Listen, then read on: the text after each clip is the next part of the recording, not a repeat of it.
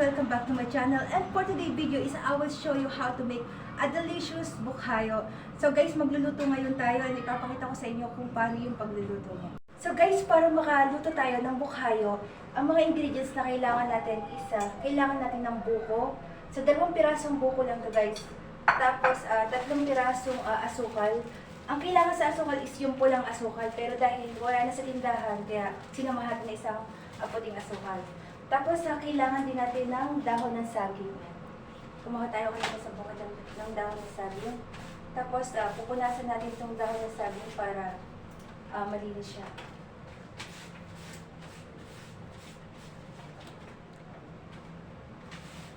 Kasi ilalagay, pagkatapos siyang maluto, ilalagay natin siya dito para bilugin natin siya.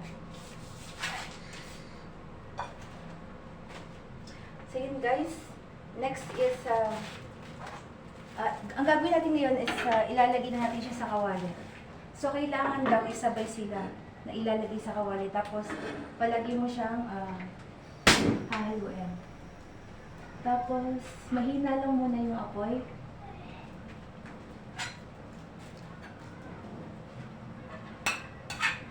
Unahin natin yung buko. Tapos ilagay na rin natin yung asukal. Medyo maliit lang yung kawali natin guys kasi wala tayong kawaling malaki.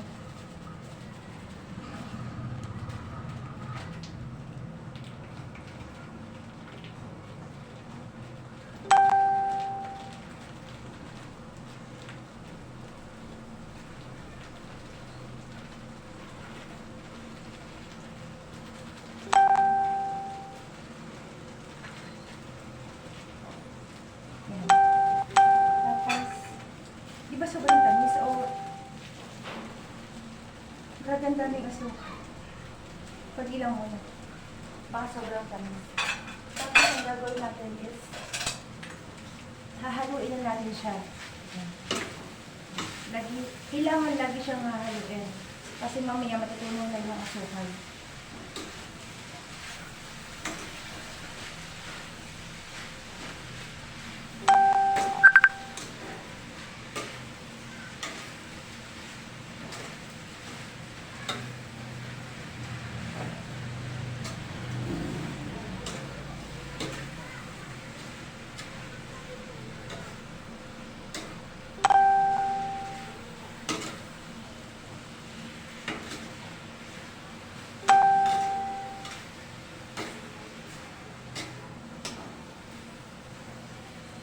So yan guys, nagme-melt na yung asukal.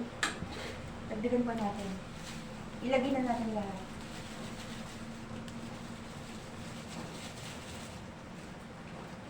Tapos kailangan mahina lang yung apoy. Tapos haluin lang natin siya ng haluin. Hanggang matunaw na yung asukal.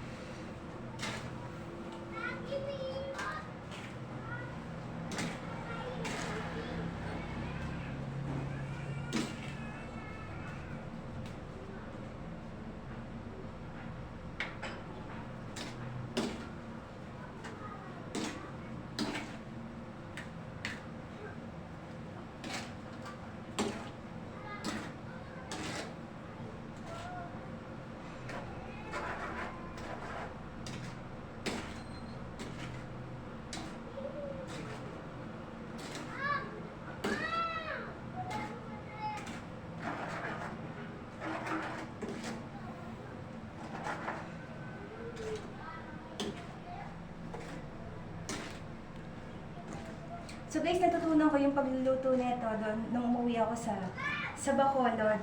Bali tinuro siya sa akin ni Beben kung paano magluto ng bukhayo.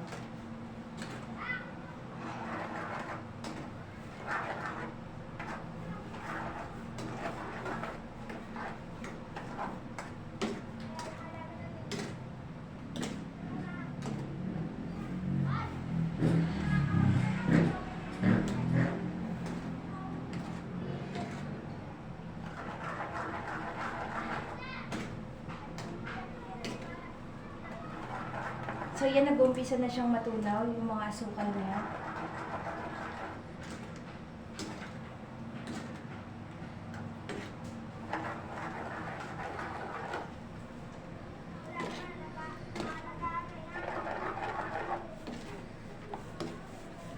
So kailangan talaga is nakabantay kayo sa kanya kasi baka masunog.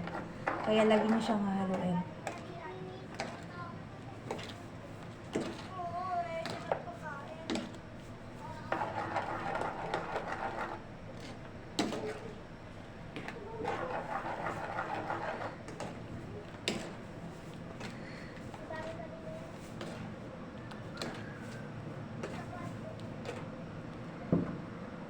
So parang nagkakaroon siya ng oil, yan, dahil buko to. Parang may langis na siya.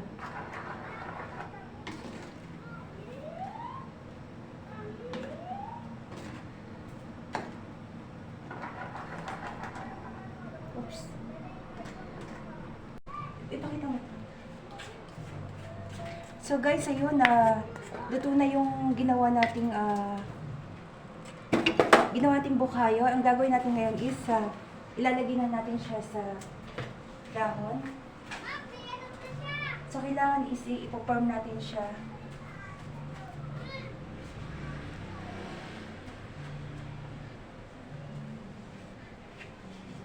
So paano siya mabubuo? So guys, ayun, tapos na tayo magluto ng delicious bukhayo. So bali, ito na yung nangyari noong natuto na natin siya. Na-form na natin siya ng bilog-bilog. Tapos, yan, medyo tuyo na siya.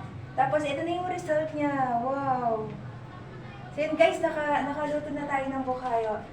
Tapos, titikman na ngayon natin yung lasa niya.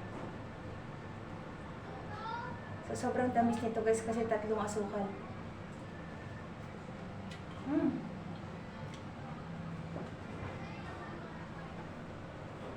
Ang sarap!